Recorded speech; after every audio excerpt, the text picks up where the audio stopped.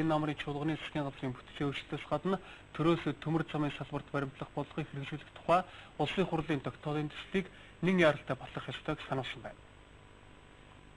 Монгол улсын ерөнхий сайд Алтан хувийг бүлэгтэй хийсэн мэдээллээр эх онд эдийн засаг хүндхэн баг төлөвтэй байгааг онцолсон. Тиймээс эдийн засгийн эргэлтийг сайжруулах хамгийн чухал гарц нь нүгсээ төмөр замаар тээвэрлэж экспортод гарах явдлыг улсын хурлын гишүүн баяр сайхан үзэж байна. Тиймээс цаг алдах ёсгүй. Одоо улсын хурлаар засгийн газрын бүтцийн тухай хуульд өөрчлөлтүүд тухай хуулийн төслийг хийж байгаа. Түүнтэй зэрэгцүүлэн төмөр замын тээврийн бодлогыг хилцэж батлах шаардлага зүй ёсоор тавигдаж байна гэлээ. Өнөөдөр улсын хурлын гишүүд ерөнхий сайдын өргөн барьсан засгийн газрын бүтцийн өөрчлөлтөд холбоотойгоор сайд нарын халаалцлагын асуудал ярьж байна. Энэ асуудал цаашид даймжирч цаг их авна. Тэгэхээр зөвхөн засгийн газрын бүтэц сайд нарын асуудлыг яриад байлгүй. Улс оронд хэрэгтэй чухал хуулийн төслүүдийг давхар хэлцэж явах ёстойг сануулсан юм а.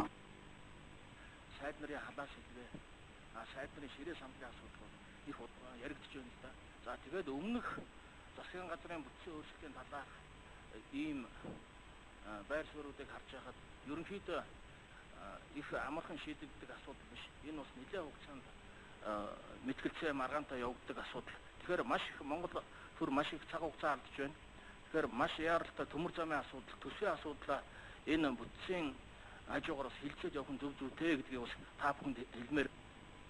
Улсын хурлын гишүүн баяр сайхан төрөөс төмөр замын тээврийн талаар баримтлах бодлогын баримтчийг зайлшгүй хэлцэх ёстой хэлж байна. Учир нь өнгөрсөн 8 дугаар сард бүгд 8 дахь хятад улсын дарга Си Цзиньпин манай улсад төрийн ажилт гэж улмаар энэ үед шийдэгдсэн олон гэрээ хэлцэрийн нэг нь манай улс далаад гарах гарцтай болсон. Түншлэн төмөр замын тээврийн асуудлыг шийдэхэд таатай нөхцөл бүрдсэн. Тиймээс энэ асуудлыг яаралчлан шийдэх хэрэгтэй. Манай улс дэлхийн төмөр замын зах зээлд байр суурь алдсан. Монгол улсад хятадын олон компаниуд байр суурь эзэлсэн. Тиймээс төрөөс баримтлах төмөр замын бодлогын асуудлыг цаг алдгүй хэлцэхийг ерөнхийлөгч ерөнхий сайд болоод улсын хурлын гишүүд намын бүлэг дураасан юм а.